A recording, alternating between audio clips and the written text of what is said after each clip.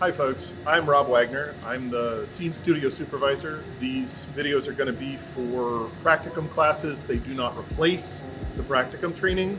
They're meant to familiarize you with stuff before you come in because some of this is very new territory.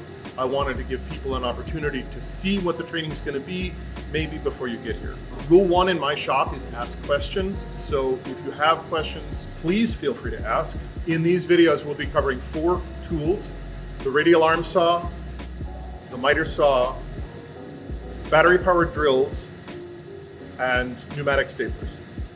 Everyone is required to demonstrate competence. I will show you how the tool works.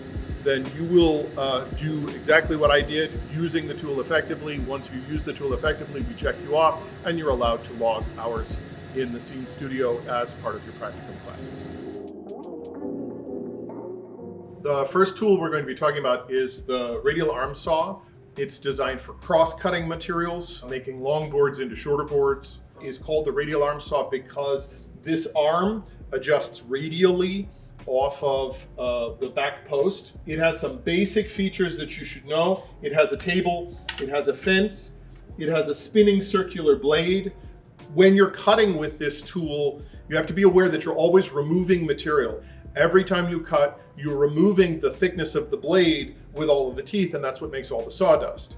So you have to account for making sure that you put the blade on the correct side of the cut. On the front of the tool is the on-off switch. There's 2 switches here. The black one is guarded, that's the on switch. You can't hit it accidentally. The red switch is marked, that's the off switch, and it is not guarded, so you can hit it quickly in an emergency. The other switch you need to be aware of is down on the front of the table. There's a switch box with 2 switches. The beige switch, or as I call it, the dust colored switch, is for a dust collector that is a vacuum that takes the dust away from the tool. When you're using the tool, this is the handle. It pulls out and goes back. When you're cutting with the tool, we will mark on the far side of the board because that's where the blade hits the board first. We will put a single mark. Typically, I would put an X on the side of the mark that we do not want. When you put the piece into the saw, what you can do is you can bring the blade forward and line it up with the mark with the saw off. In terms of hand position, this hand is controlling the tool. The other hand, you don't want to be so close to the blade that you could risk getting hurt. You also don't want to be so far away from the blade that you don't have control. Generally, I will go about that far away. That gives me a good average between control and safety. You line up the tool. Again, making sure the blade is on the waist side or the X side of the mark, the side you don't want. Turn the tool on.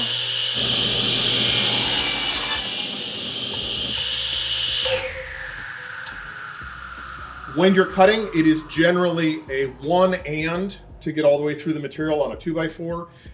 If you go a little fast, you're making the tool work harder than it needs to. If you're going a little slow, that's not a bad thing, but we look for cutting more efficiently when we can.